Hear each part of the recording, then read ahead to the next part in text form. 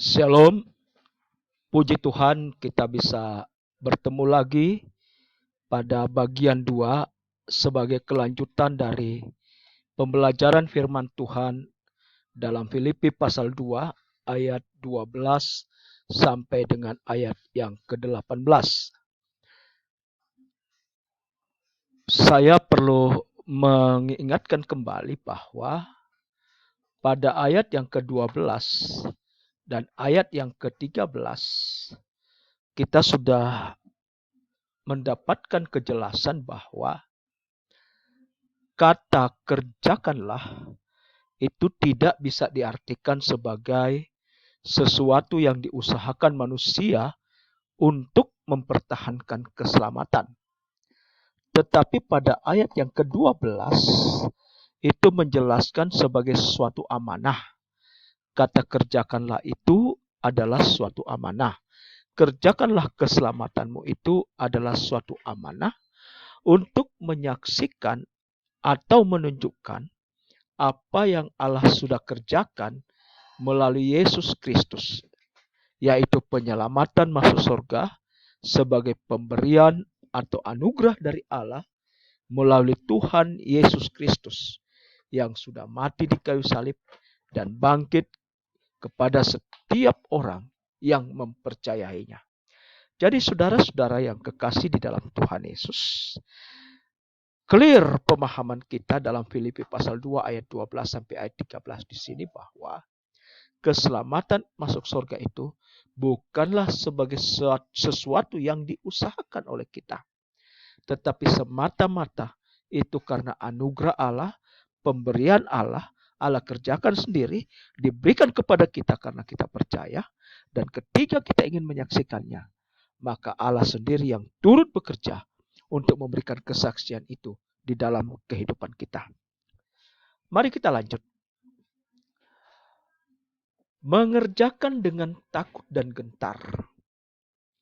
Kita akan terus menelusuri pada ayat 14 sampai ayat yang ke-18.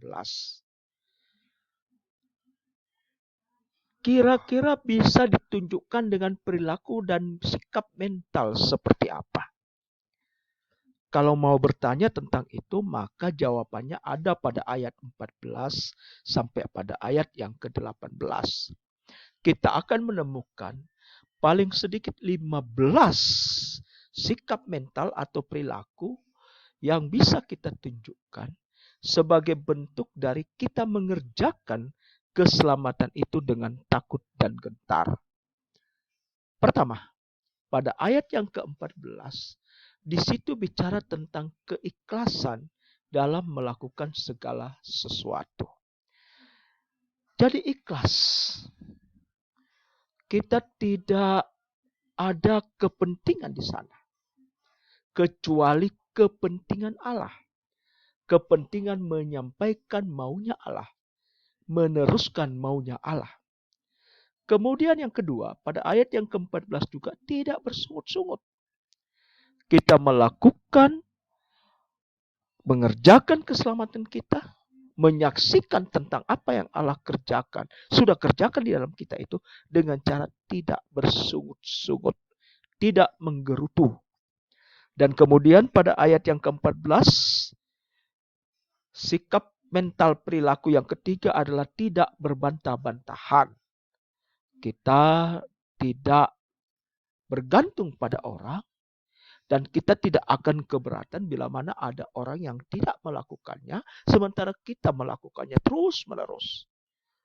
Kita tidak perlu memperdebatkan, kita tidak perlu berbantah-bantahan, membantahkannya antara satu dengan yang lain. Karena sebenarnya tugas kita sama, yaitu mau menyatakan apa yang Allah sudah kerjakan di dalam hidup kita ketika kita percaya, yaitu kita dipastikan masuk surga. Kemudian pada ayat yang ke-15 ada beberapa sikap mental atau perilaku yang kita bisa tunjukkan, yaitu tidak beraib itu yang keempat, tidak bernoda yang kelima, tidak bercelah yang keenam. Itu ada semuanya pada ayat yang ke-15.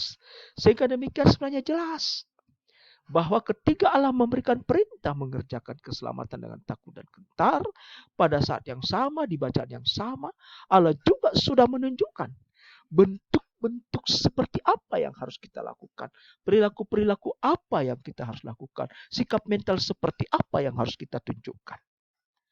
Saudara-saudara yang kekasih dalam Tuhan Yesus, pada ayat yang ke-15 lagi di situ dikatakan bahwa perilaku atau sikap mental yang kita bisa tunjukkan itu adalah tidak menyesatkan. Jadi ketika bicara firman Tuhan, sebenarnya itu bicara tentang maunya Tuhan, apa yang Tuhan inginkan, kebenaran Tuhan. Jadi ketika kita menyampaikan firman Tuhan, itu bukanlah menyampaikan pesan-pesan manusia, bukanlah menyampaikan pendapat-pendapat orang, tetapi yang disampaikan adalah apa yang Tuhan mau di dalam kehidupan kita sebagai orang percaya, yang tertuang atau yang tertulis, yang sudah diwahyukan secara lengkap di dalam Alkitab. Kemudian kita menjadi terang yang ke-8. Yang ke-9, sesuai firman-Nya, kebenarannya. Jadi perilaku-perilaku kita itu harus sesuai dengan apa yang diinginkan oleh Allah di dalam firman-Nya, di dalam kebenarannya. Kemudian yang ke-10, kita teguh dalam keyakinan. Artinya tidak boleh ada yang bisa membuat kita tergoda. Sehingga demikian keyakinan kita itu kita tinggalkan. Keyakinan kita itu kita abaikan. Kita harus teguh dalam keyakinan. Artinya kita tetap berada di dalam keyakinan bahwa di dalam Kristus selalu ada janji kemenangan. Salah satunya adalah kemenangan pasti ke surga. Pada ayat yang ke-16, itu adalah sikap mental perilaku yang ke-11, menjadi pemenang. Karena Allah yang bekerja untuk kita. Karena Tuhan Yesus yang selalu bekerja untuk kita. Maka kita akan selalu dikeluarkan sebagai pemenang. Kita akan selalu menjadi pemenang. Sekali-kali Allah tidak akan pernah meninggalkan kita. Sekali-kali Yesus tidak akan pernah melupakan kita. Yesus akan selalu menopang kita di dalam kehidupan kita apapun keadaan kita. Termasuk di masa-masa pandemik, wabah virus corona ini. Yesus selalu hadir di sana. Yesus selalu menyatakan kasih sayangnya di sana. Yesus selalu mengingatkan apa yang bisa kita lakukan, apa yang harus kita lakukan. Bisa saja memakai corong pemerintah, memakai corong medis, dan lain sebagainya. Untuk mengingatkan kepada kita bahwa itulah cara Tuhan mengeluarkan kita sebagai pemenang. Pada ayat yang ke-16, sikap mental atau perilaku yang ke-12 itu adalah kita bisa rela berkorban. Dengan kita bersedia atau rela berkorban, maka di situ akan bisa memunculkan rasa syukur. Kita bisa menaikkan rasa syukur kepada Allah. Kita tidak akan bersungut-sungut, kita tidak akan berbantah-bantahan, tetapi kita rela. Kita rela berkorban. Sehingga itu bisa membuat kita bersyukur kepada Allah. Dan kemudian pada ayat yang ke-17, sikap perilaku mental yang ke-13 adalah rela menderita.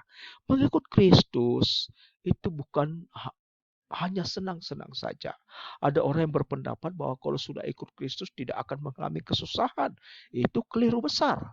Karena di dalam firman Tuhan, banyak kali kita menyaksikan bagaimana seorang yang percaya, selain dia juga dianugerahkan percaya mendapatkan berkat, ada berkat lain, yaitu menderita. Kita harus rela menderita, karena itu adalah bagian dari sikap mental atau perilaku yang kita bisa tunjukkan sebagai bentuk kita mengerjakan keselamatan kita dengan takut dan gentar. Pada ayat yang ke-17, perilaku atau sikap mental yang ke-14 itu adalah selalu bersuka cita. Tidak ada alasan bagi kita untuk tidak bersuka cita.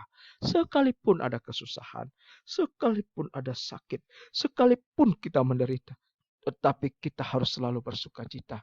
Karena kita masih selalu ditopang oleh Yesus. Yesus masih memberikan kehidupan kepada kita. Dan kemudian pada ayat yang ke-17 dan ayat ke-18, itu adalah perilaku sikap mental yang ke-15. Kita bisa menjadi inspirasi atau motivasi agar orang lain juga bisa bersuka cita. Bayangkan saudara, jikalau saudara seorang pemimpin, jikalau saudara seorang hamba Tuhan, jikalau saudara seorang guru jemaat, saudara tidak bersuka cita, maka itu akan membuat orang lain, jemaatmu juga tidak bersuka cita. Kita selalu hadir berperilaku, bersikap mental sebagai orang yang sudah memiliki keselamatan bisa menjadi inspirasi atau bisa menjadi motivasi agar orang lain bisa bersukacita. Saudara-saudara, menjadi pertanyaan adalah mengapa Allah ingin kita mengerjakan keselamatan kita itu dengan takut dan gentar? Karena Allah ingin pada ayat yang ke-15, kamu itu bisa bercahaya di antara mereka. Kita bisa tampil beda dengan orang-orang yang tidak percaya. Kita bisa tampil beda dengan orang-orang yang tidak mengerjakan keselamatannya. Tidak dapat menunjukkan dirinya sebagai orang-orang yang sudah memiliki kepastian hidup kekal di surga. Kita bisa bercahaya di antara mereka. Pada ayat yang ke-16, di situ mengatakan, mengapa Allah memberikan perintah kepada kita untuk mengerjakan keselamatan kita, supaya ketika Ia datang di awan-awan, kita bisa bermegah. Kita dapat bermegah saat Kristus datang. Kita tidak percuma berlomba, saudara. Kita tidak percuma bersusah-susah di dalam mengikut Tuhan. Kita kadang diejek, kita kadang dihina, kita kadang dikucilkan, kita kadang dianiaya. Tetapi karena kita tetap bertahan mengerjakan keselamatan, pekerjaan keselamatan yang sudah diberikan kepada kita, maka Allah memberikan jaminan bahwa kita tidak akan percuma bersusah-susah dan tidak percuma berlomba. Dan yang terakhir, saudara-saudara, mengapa Allah ingin kita mengerjakan keselamatan kita itu dengan takut dan gentar? Karena Allah ingin supaya kita itu selalu memiliki sukacita yang benar, bukan sukacita yang semu.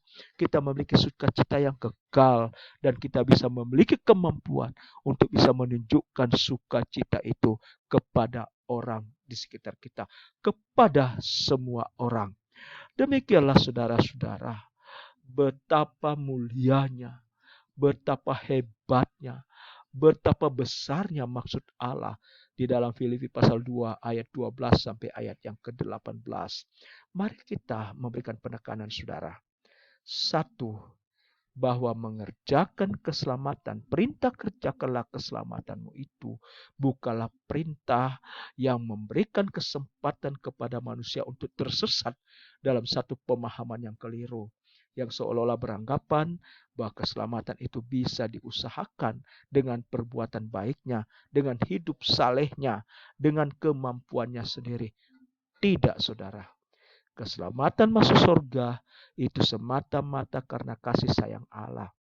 Justru karena kita tidak sanggup dengan apapun yang kita lakukan, maka Allah dengan kasih sayangnya yang besar, kasihnya yang begitu besar, datang ke dalam dunia ini, menjadi manusia, itulah Yesus Kristus. Dan kemudian mati di kayu salib untuk menanggung dosa kita yang seharusnya disalib. Tetapi Kristus menggantikan kita di sana. Sehingga demikian, Dia menjadi korban penghapus dosa. Dan karena kita percaya kepada korban penghapus dosa itu, maka Yesus Kristus menjadi juru selamat buat kita. Yesus Kristus menjadi jaminan bagi kita memiliki kepastian kehidupan yang kekal. Kerjakanlah keselamatanmu, karena engkau sudah diselamatkan oleh Allah di dalam Yesus Kristus. Darah Kristus Yesus sudah menyucikan kamu, sudah menguduskan kamu satu kali untuk selama-lamanya. Ini tidak dapat diubah, tidak dapat dibatalkan oleh apapun juga. Keselamatan itu bersifat kekal, satu kali untuk selama-lamanya. Bersukacitalah, berbahagialah, karena namamu sudah terdaftar di surga. Oleh karena itu, mari kita tunjukkan apa yang Allah sudah kerjakan di dalam diri kita. Kita saksikan kepada orang lain, sehingga orang lain pun bisa memiliki apa yang Allah kerjakan di dalam diri kita, yaitu keselamatan yang sudah dikerjakannya di dalam Yesus Kristus. Terpujilah Tuhan Yesus saat ini sampai selama-lamanya, dan marilah kita terus memuliakan Dia dalam kehidupan kita sehari-hari. Kita tunjukkan kasih Allah yang kita sudah miliki itu kepada banyak orang. Hiduplah dengan penuh kasih di dalam Yesus Kristus. Terpujilah Tuhan Yesus. Amin.